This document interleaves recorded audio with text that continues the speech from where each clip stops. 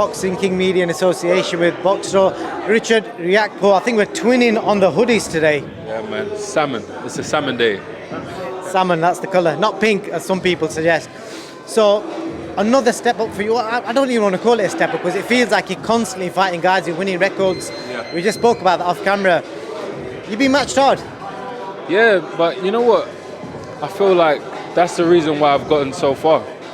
You know, with the hard matches, it brought me to where I am today. So some people say, it's hard matching. Well, it is. It's all risky, isn't it? But you do come from them. You come through. If you do come through, there's so much that you learn, and that's what people don't see, and that's what it's hard to measure. 100%. So, you know, I see people talking about you online saying he hasn't got the skill set. But if I see the guys that you've beaten, if I just drop in some names like Sam Hyde, McCarthy, Chris Billum-Smith, Jack Massey and Dion Juma in your last fight, there's some serious names there. And all them guys, boxing skills-wise, people may say they have more skills than you, but you beat some on points and you've knocked some of them out. Yeah, you know what? To be honest, not a lot of people understand the game of boxing and fighting. They don't understand that it's not just about skill.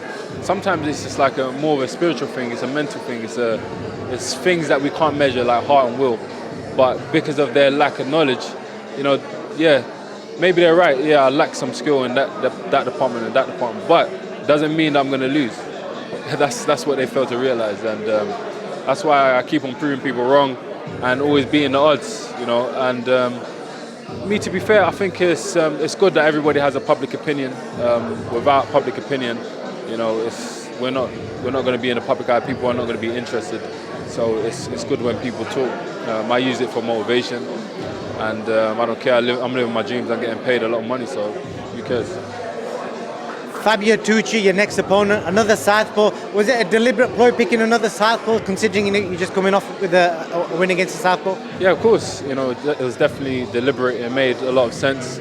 I had one camp working with southpaws, and this is my second camp with southpaws, so it's back to back.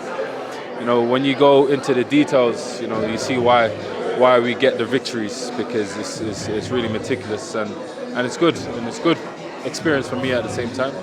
You know, I haven't even fought many southpaws in my career.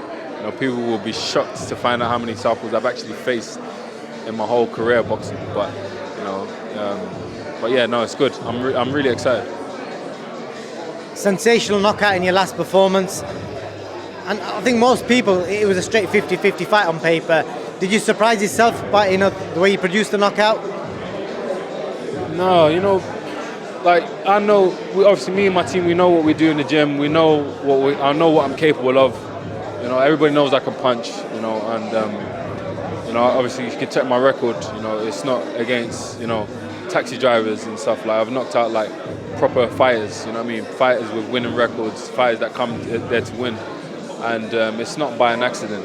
You know, I understand what blessings that I've received, and I'm utilising them in the ring. So when I get the knockouts, I'm definitely not surprised. And to be fair, that's what I train to do. I actually train to knock people out.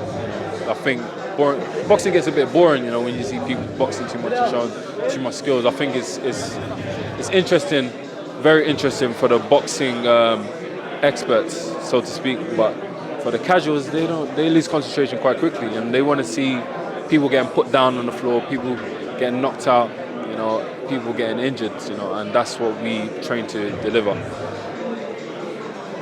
Richard, you're obviously training alongside AJ at Loughborough, so I'm going to have to ask, you know, you've probably been asked by everyone today, has anyone ever tried heckling at you, any of the students down the ends?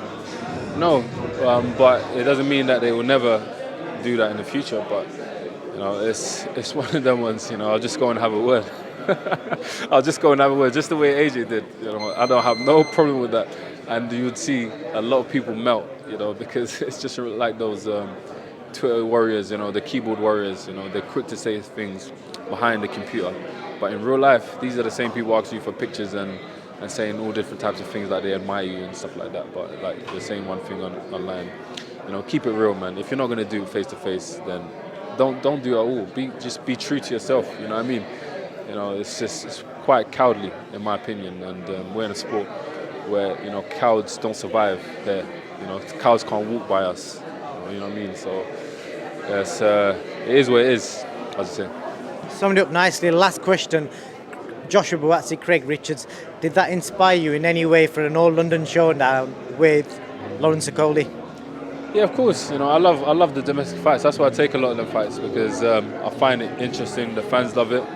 To be fair, the fans are actually more interested in domestic fights than these world title fights and stuff. That's the truth. And yeah, absolutely. I don't even know how many domestic fights I've won so far now, but it's quite a bit. It will just be another one. You know what I mean? Just another one. I've done it before. I've been there mentally, physically. It's all fun and games for me.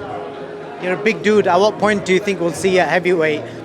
You are going to move up to heavyweight at some point. Yeah, who knows? I do plan to go at heavyweight. I definitely want to test my skills there. I'm big. I'm 6'5". I got a big frame. I can put on a lot of weight. I walk around probably like over 100 kg. When I'm eating normally. I'm a big guy. I come down.